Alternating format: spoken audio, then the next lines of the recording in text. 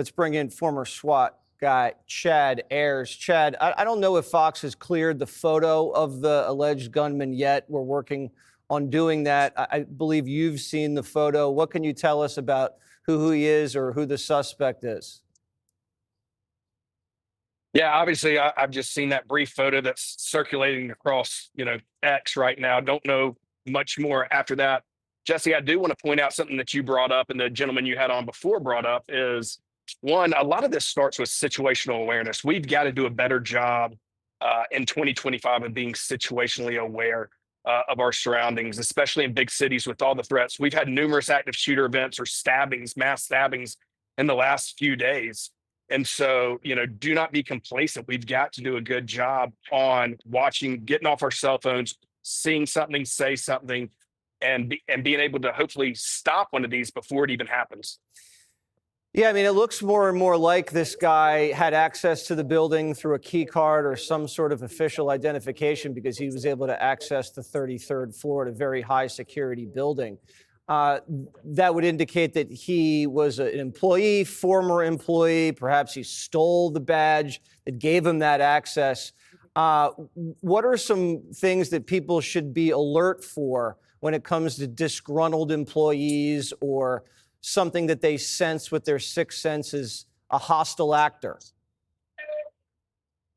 No, you nailed it on the head right there. There's always early warning signs. And with my company at Proactive Response Group, what we do is really drive in and dive into those early warning signs. The majority of these attacks are committed by someone who typically already has access to the facility, like you just said, a current or former employee or domestic situation. And so we're looking at someone who maybe have been terminated, a domestic situation that spilled over into the workplace. So someone that is becoming disheveled, getting angry very easily at work, inappropriate interest in weapons, inappropriate interest in mass pass acts of violence. These are some of the key things that the FBI and the United States Secret Service has put out as some of these early warning signs. But Jesse, we have to build a culture within the workplace where people are comfortable coming forward, reporting these signs before it gets too late. And about 85+% of these shootings, someone knew that it was going to happen or suspected it was going to happen before it happened and didn't say anything.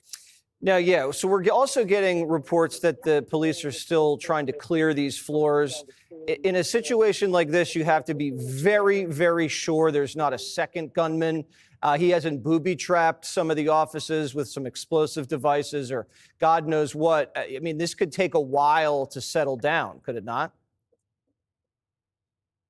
A while is putting it lightly, Jesse. Obviously, that initial unit, NYPD going in is there to suppress the shooter, eliminate that threat as quickly as possible. Once that threat is eliminated, now we're going to start evacuating people who have possibly barricaded on floors, get them out, and then methodically, room by room, closet by closet, going through and doing a sweep and a search of every nook and cranny in that facility to make sure, like you said, there is no other type of explosive devices or any evidence that was left behind. It does not appear that there's a second shooter, but again, we are looking on all avenues during this time.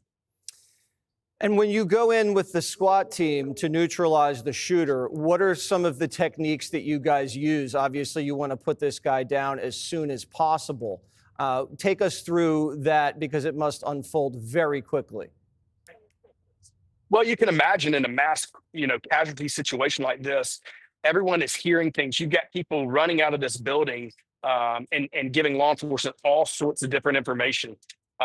So we are going towards the sound of gunfire. That's the biggest thing I want to do is try to listen for gunfire, or if I have good intelligence as to where the gunman is. I was listening to some radio traffic earlier where one of the surveillance cameras was able to, notify law enforcement that the shooter was down on the 33rd floor. That's big. So utilizing technology resources and people that are there on scene to narrow down exactly where the bad guy is.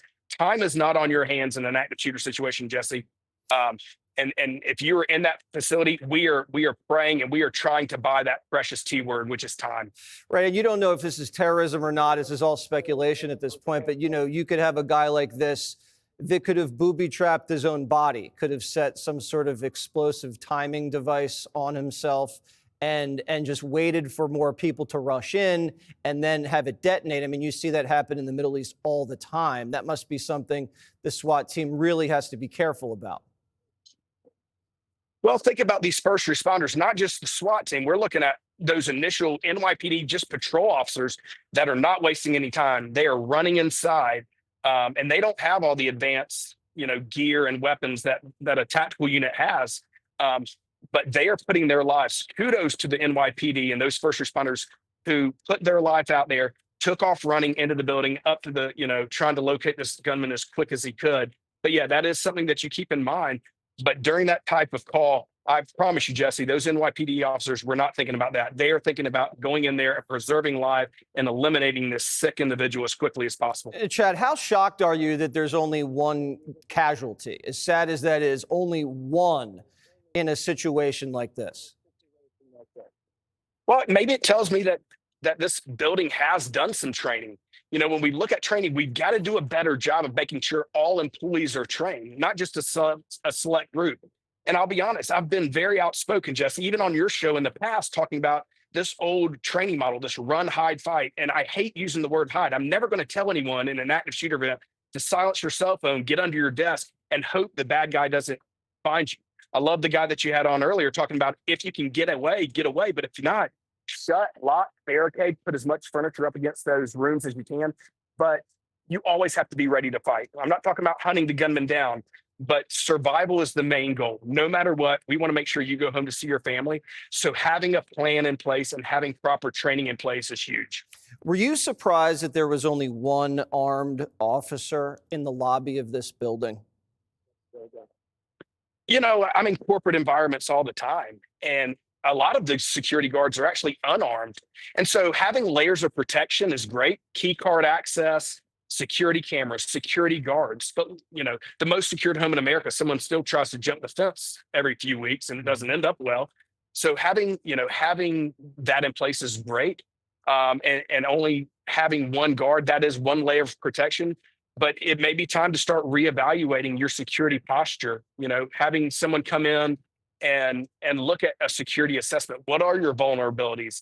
And making sure that, disgruntled employees that are terminated, that we are pushing that out to our security guards. Again, I don't want to speculate too early, Jesse. I know in the coming days, we're going to find out more about this guy and his true motive, hopefully. But again, having one guard is better than nothing. All right. Chad, thank you so much. Excellent analysis. Click here to subscribe to the Fox News YouTube page to catch our hottest interviews and most compelling analysis. You won't get it anywhere else.